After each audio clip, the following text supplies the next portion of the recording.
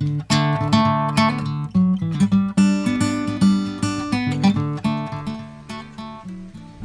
three most amazing Father's Day gifts from the three most amazing sons.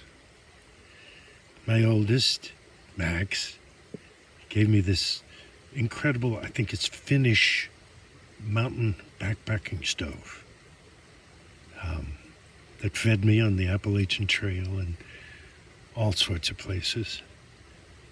At the Irish pub on Main Street in Franklin on Father's Day.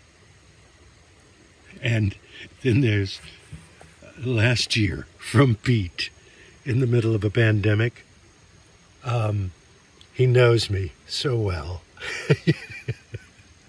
He knows as a child we always stopped at Stuckey's, and yeah, he nailed it there. But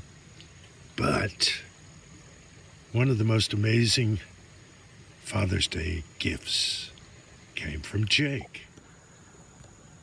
In, 2008, Father's Day, Jake gave me a little slip of paper, and on the paper it said, "One camping trip with Dad."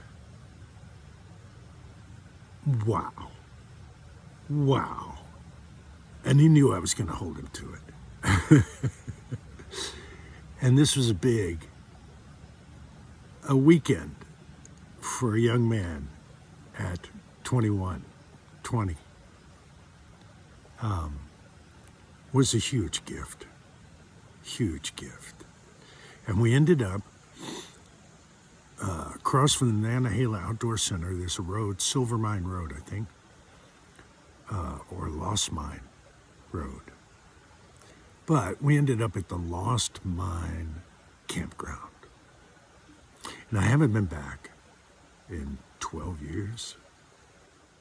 So I went back because it was in the neighborhood. And the Lost Mine Campground was closed. No camping. It was still there. It was all still there. The spot was still there. And I guess the old lady died. This was, the election year. Because she had to have Jake's t-shirt. Just a wonderful woman. With the two old cabins. One was the office and one was ping pong and board games and books. And from the 50s, from my childhood. And Jake and I found a spot apart from the main campground up by the creek. And it rained all night and the creek roared. And I wrote poetry in the morning before Jake woke up, which is something maybe once a decade, I'll attempt poetry. And just a beautiful, unforgettable night.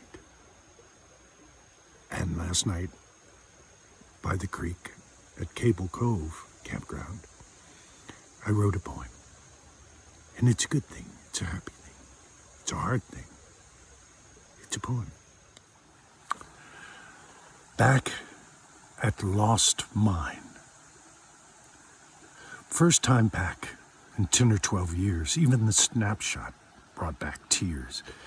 The last moment of father and son, camping in the woods, cooking burgers and rain on the tent, was all done. We made it past that awful tug of war between my baby boy and out the door. My son had become a man, and best of all, he knew how to care. And boy, he grew up tall. That smile, still like an elf at 21, made something click like turning on the sun, and click, just like that, gone. Darkest night. But after a decade, dawn.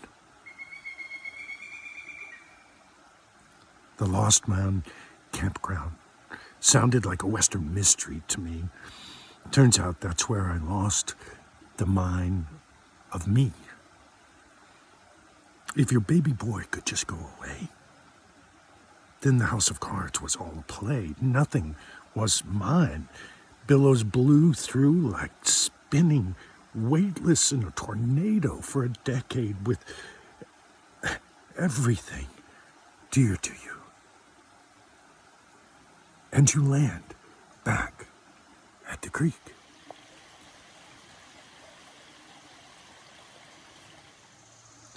You can walk again with an almost imperceptible hitch, but you made it back to the trail?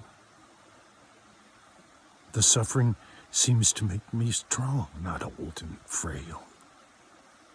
My verse that morning was, I will not overburden you. Just past midnight, a phone call pronounced him dead. And I screamed at the sky, this is too much. But if there can be healing, life, beauty, grandchildren, and joy in a world that is not mine, then I can't help but marvel at it like a child. Being born again out in the wild, unafraid, free from the pilgrim's backpack, trotting down the path, lighter, while bearing the weight of the world like a canteen. Don't drink too much. You'll never make it to the most beautiful mountain you've ever seen. It's too late for learning, as the carousel of tears is slowly turning, and someone comes along, gives you love. Who do you think?